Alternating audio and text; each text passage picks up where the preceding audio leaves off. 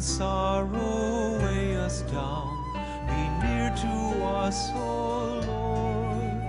Forgive the weakness of our faith and bear us up within your peaceful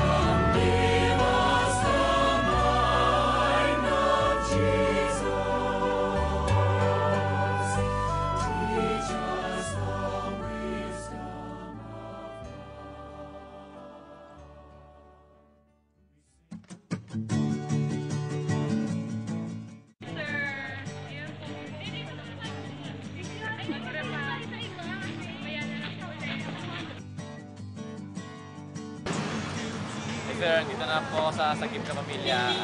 Nandito po ako para mag-community service. Sir, ito na yung video documentation ko para sa group na.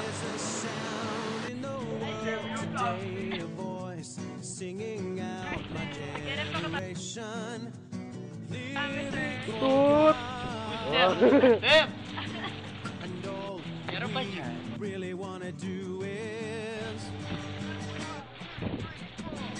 Song on the radio, so all hear the sound and know God's love. Hello! Dalawa. May konti na lang yata ilalagay.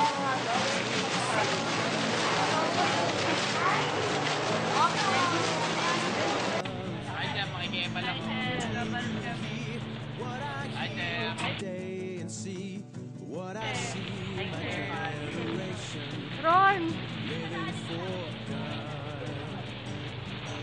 There's a sound in the world today. Hi sir, ito po.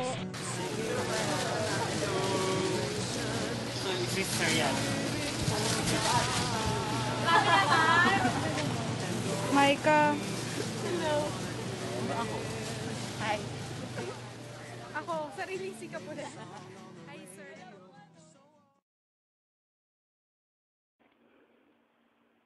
Aminado akong excited ako pumunta sa Sagip Ka Pamilya. Dahil di naman ako gala at first time kong pumunta doon. Nakaka-haggard na pagpunta doon at more work pa pagdating namin doon. Sa unang tingin, para sa grade 2. Required kasi. Kaya more fun at gulo lang namin doon. Pero sa kalagitnaan, na-realize namin, paano paghawak na nila tong bagay na to? Doon mo lang mapupunan na worth yung pagiging haggard mo.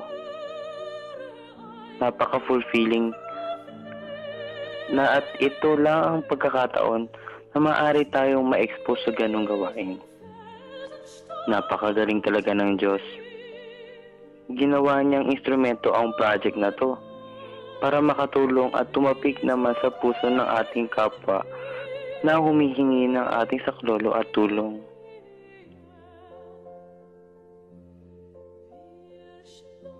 Last December, we volunteered to pack relief goods at Sagip Kapamilya.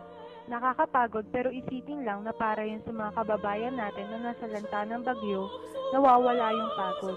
After the community service, na-realize ko na despite ang mga problems, I'm so lucky enough to eat thrice a day at may bahay pa akong tinutuluyan. The feeling of joy overwhelms me and it's a nice feeling yung nakatulong ka sa mga taong nangangailangan kahit nasa maliit na paraan lang.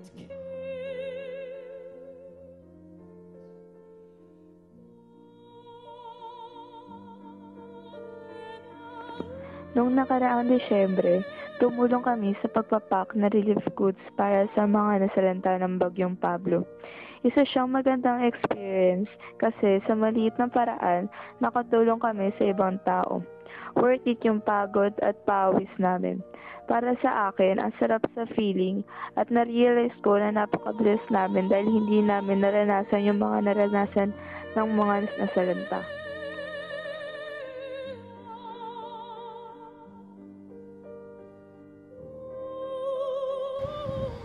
I am truly glad to be a part of the Sagip Kapamilya Foundation in helping our kababayans that are in great need.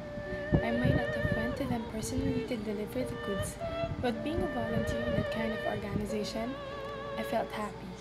And I thought that in that kind of need, I've been a responsible citizen, for once. Sometimes you wouldn't know what are your capacities as long as you try to reach out to them. I also realized how blessed I am to be where I am now.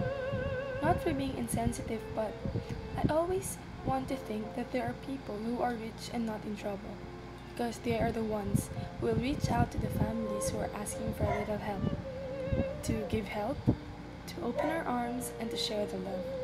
This is what I learned from this wonderful experience. I hope to have the chance to reach out again.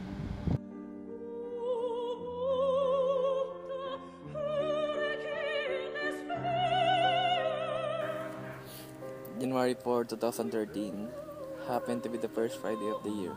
I, together with my friend, went to Sagip Kapamilya to conduct some important mission and not just a requirement of a subject.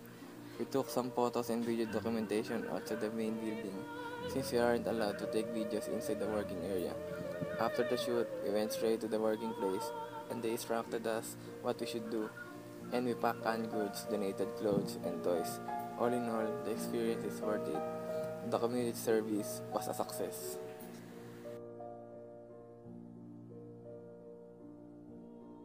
Most of the people here in our country are experiencing calamities and poverty. That is why we who can help them should take a big step to reach them. Sagip Kapamilya is one of the foundations that help those people who are in need. Being part of it as a volunteer is a memorable and it's a great experience. Even though we need to pack hundreds of plastic bags with noodles, cans in it, it feels so good to think that every plastic bag we pack will help a person or a family who are in a great depression in their life because of those calamities, and all our efforts are worth it. We who are blessed to have opportunities to help them should be thankful for everything we have. We should learn to appreciate every little things because not all of us have what we have. Thank God and help people who are in need.